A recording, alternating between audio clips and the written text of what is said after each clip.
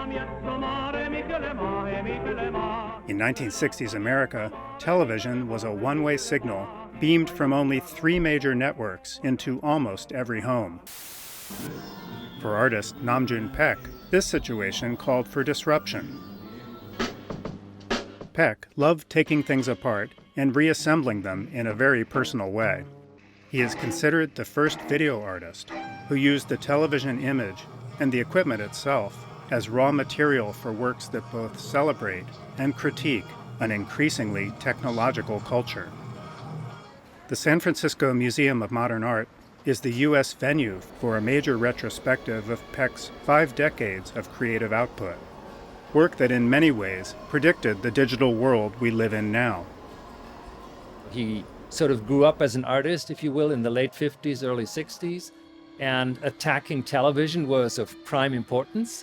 Talking back to the media was important. This early piece literally deconstructs the TV signal using a strong magnet. In 1965, Paik purchased the first portable video camera available in the U.S. and used it to capture his performance art. He also pioneered using live cameras in installations. In TV Chair, a camera sends a live image to the monitor in a chair. Who would be the audience of that picture on the monitor? That would be your behind. I find that extremely funny.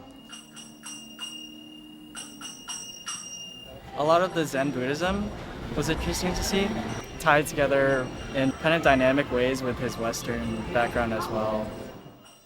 Paik was born in Korea and lived in Japan and Germany before settling in the U.S. He was arguably the first transnational artist who would reflect on the global nature of our life.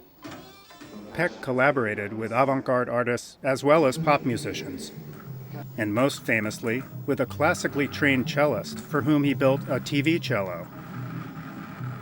He was among the first artists to use satellite television, connecting live performers between continents.